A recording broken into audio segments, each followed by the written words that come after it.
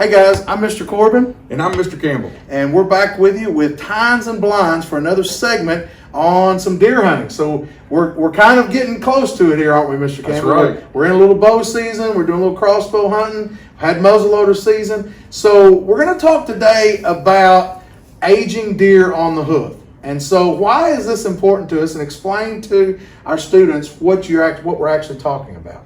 Well, so one of the things I love to do is find a deer on my farm and watch it as it kind of grows up, and I'll watch its rack grow over the years. And what that allows you to do is it gives you a really good gauge of what that rack does from year to year. So when I start seeing my other deer, I know, do I need to shoot that deer this year, or do I need to wait till the next year? How much is it going to grow over the next year? And being able to watch those deer through the years really gives you a good perspective of how that's going to happen. And you may not know out there, I know it took me, I was in my 20s before I knew this, Mr. Campbell, but deer lose their antlers every year. Every year, people can go out in early spring, late winter, and find what we call sheds. That's right. And we talked about that in my animal science class this week. And so these deer are getting new antlers every year. And so is there a time, Mr. Campbell, when we know it's probably prime time to shoot a deer, the antler's going to be as big as it's going to be, and is there a time we need to pass? Well, so are we talking time of the year, or are we talking age-wise? We're talking about age. Yeah, so, age, we have kind of a rule where I hunt. We like to let our deer get to 4.5 years old. Right. We don't like to shoot a deer smaller than 4.5 years old.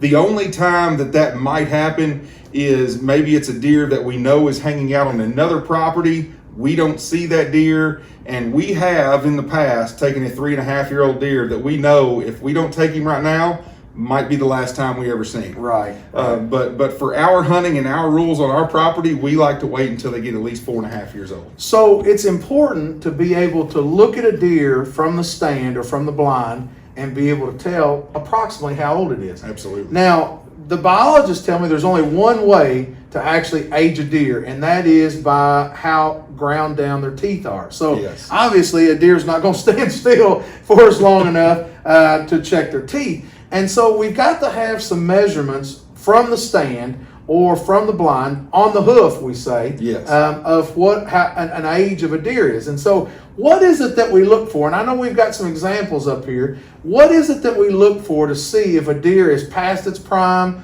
or a real young deer, or maybe it's right in that 4.5, 5.5-year-old category you're talking about? Well, so we'll start by looking at this picture right here. And this is a picture of a deer that we would say is past its prime. Right. And there are some definite signs that this deer is actually, these antlers that he's grown this year would be smaller than the ones he had last year. Right. He's actually on the decline right. With growing antlers. So there's some different things we're going to look at. One is just the size of his antlers a lot of times. And you can tell these tines, he's not getting much tine length. There's not, especially with this deer, maybe we had a picture the year before, and we can tell that it's this deer again, and maybe he's gone from a 10 to an 8. Maybe his tines are starting to shrink. Maybe his main beams are starting to get a little bit shorter. Maybe there's starting to be less mass in his antlers. Right. So one of the things you can do is just kind of look at the antlers on the deer that you know.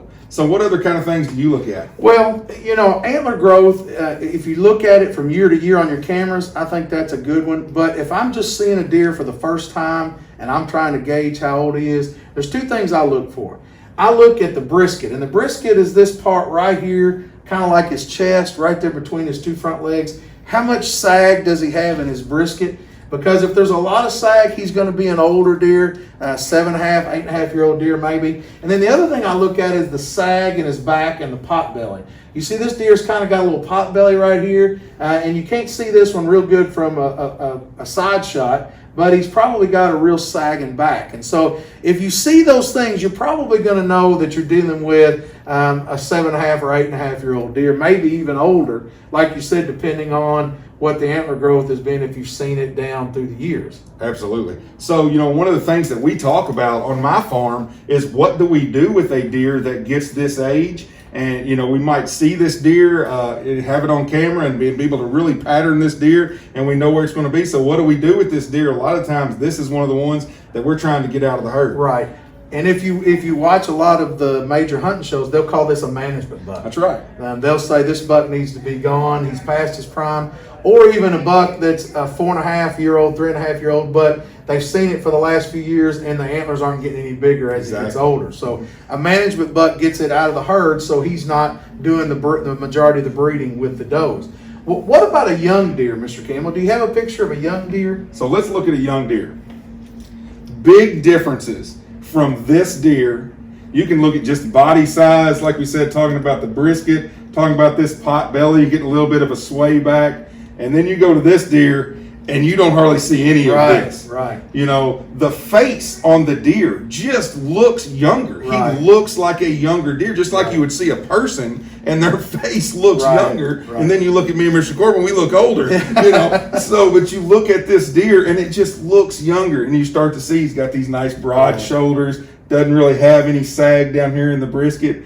Neck's pretty thin, and it's just flat kind of around his belly. We don't really see that sag. Yeah. So this here, what would you age this deer at? I would say this is probably a 2.5-year-old deer. That's what I would say too. If I saw this deer out in the field, I'd say that's a 2.5-year-old deer, and he's not a shooter. For me this year, this deer has good potential. He's got good potential, but he's not a shooter this year. We're going to let him grow up. Right.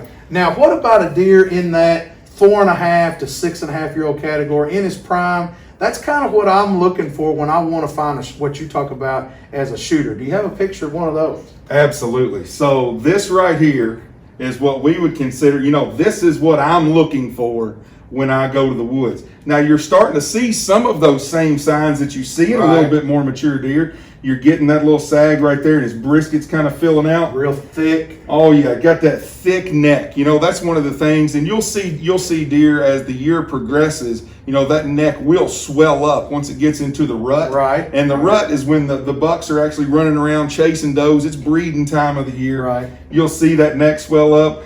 Broad shoulders, and it's getting a little bit of a sway in the back, but not as bad as it was on that other one. Right. And so this deer right here, this is what we're looking for when we go to the woods. Right. And again, that 4.5, 5.5, 6.5-year-old deer, that's what I'm looking for. We want to get him while he's in his prime and before he starts down on the other side of his age. So this, Mr. Campbell, is really helpful, and as a deer hunter, it's one of those education things that you need to practice. Absolutely. Talk to more seasoned deer hunters and ask them, when you see one that's been killed, ask them, what do you age this deer at? What do you think it is? And start getting a good look at that, because a good deer hunter is going to be able to age his deer from the stand so he knows which ones to kill and which ones to let walk. Guys, and if you watched our video last week, we've done a video, the week before last, we did a video on trail cameras and getting those pictures of those deer and patterning those deer. And that is a great tool when it comes to aging deer, because hopefully by the time this deer walks in front of my stand,